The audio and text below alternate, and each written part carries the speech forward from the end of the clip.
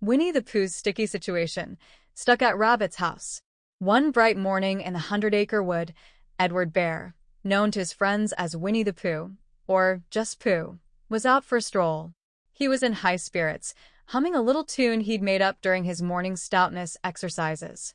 Pooh had stretched up high toward the sky, and then bent low to reach his toes. Well, not quite his toes, more like somewhere near his knees. As he stretched, he sang to himself. Pooh hummed his song proudly as he walked through the forest, imagining what his friends might be doing that day. He thought about what it might feel like to be someone else, someone with different thoughts and feelings. As his mind wandered, he suddenly came upon a sandy bank, and in the bank was a large hole. "Aha," said Pooh, rubbing his tummy. "If I know anything about anything, this hole means rabbit. And rabbit means company. And company means food." He smiled, thinking of honey and all the delicious things that might come his way. Pooh bent down, poked his head into the hole, and called out, "Is anybody at home?" Inside the hole, there was a scuffling noise and then silence. "What I said was, 'Is anybody at home?'" Pooh repeated, a little louder this time. "No," came a voice from inside. "And you needn't shout so loud. I heard you the first time." Pooh, ever persistent, thought for a moment. "There must be someone in there," he mumbled, "because someone must have said, 'Nobody.'" He stuck his head back in the hole. "Hello, Rabbit? Is that you?" "No," came the voice again, though this time it sounded a bit different. "But isn't this Rabbit's voice?" Pooh asked, a little confused. "I don't think so," said Rabbit's voice, trying to sound mysterious. "It isn't meant to be." Pooh pulled his head out of the hole, scratching it thoughtfully. After a moment, he tried again. "Could you kindly tell me where Rabbit is?" "He has gone to see his friend Pooh Bear, who is a very great friend of his," the voice said. "But this is me," Pooh exclaimed, surprised. "I'm Pooh Bear." "Are you sure?" Rabbit asked, now sounding more interested. "Quite sure," Pooh said with a proud nod. "Oh, well then," Rabbit said. "Come in." So, Pooh, eager to visit, pushed and squeezed his way through the hole. It was a bit of a tight fit, but after some effort he popped inside. "You were right, Rabbit," said Pooh, dusting himself off. "It's me." Rabbit looked him up and down and nodded. "It is you. Glad to see you." Pooh smiled warmly. "Who did you think it was?" "Well, one never knows," Rabbit replied. "You have to be careful about who you let in. But now that you're here, how about a little something to eat?" Pooh's tummy rumbled happily. "Oh yes, please," he said, barely able to contain his excitement. Rabbit busily fetched plates and mugs, asking, "Honey or condensed milk with your bread?" Pooh's eyes lit up. "Both," he said quickly.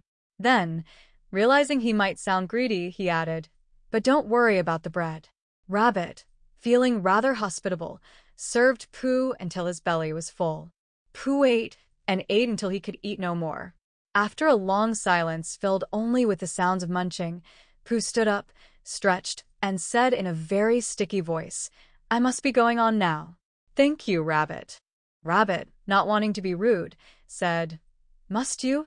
Pooh hesitated, glancing toward the larder. "Well, I could stay a little longer, if it's not too much trouble." Rabbit, who had been planning to go out, replied, "Actually, I was just about to head out myself." "Oh," said Pooh, trying to hide his disappointment. "Well, I suppose I should be going too. Goodbye then." With a satisfied sigh, Pooh tried to climb out of Rabbit's front door. He pulled with his front paws and pushed with his back paws. His nose poked through the opening, followed by his ears, then his front paws, and "Oh, help!" Pooh cried. "I'd better go back." But going back wasn't an option either. "Oh, bother," said Pooh. "I can't go back, and I can't go forward." Now, Rabbit wanted to go for his walk too, but with Pooh stuck in the doorway, his path was blocked. Rabbit sighed, went out the back door, and came around to the front. "Hello, Pooh," Rabbit said, trying to sound casual. "Are you stuck?"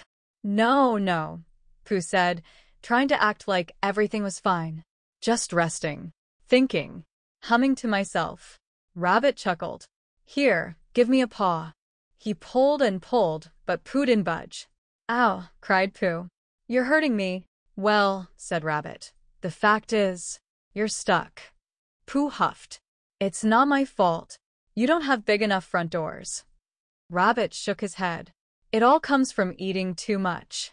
I thought one of us was eating too much, and I knew it wasn't me. Rabbit decided to fetch Christopher Robin, who lived at the other end of the forest. When Christopher Robin arrived and saw Pooh stuck in Rabbit's front door, he smiled kindly. Silly old bear, he said fondly. Pooh sniffed. I was just beginning to think that Rabbit might never use his front door again. Christopher Robin chuckled. Of course Rabbit will use his front door again. But we need to get you out first, Pooh. Couldn't you push me back? Pooh asked hopefully. Rabbit frowned. If we push you back, you'll still be stuck. Just stuck inside. Christopher Robin nodded. There's only one thing to do, Pooh. We'll have to wait for you to get thin again. Pooh's eyes widened. How long does that take? A week, Christopher Robin said, patting Pooh's paw. Maybe less if you don't eat anything. A week. Pooh groaned. No meals. No meals, Christopher Robin said.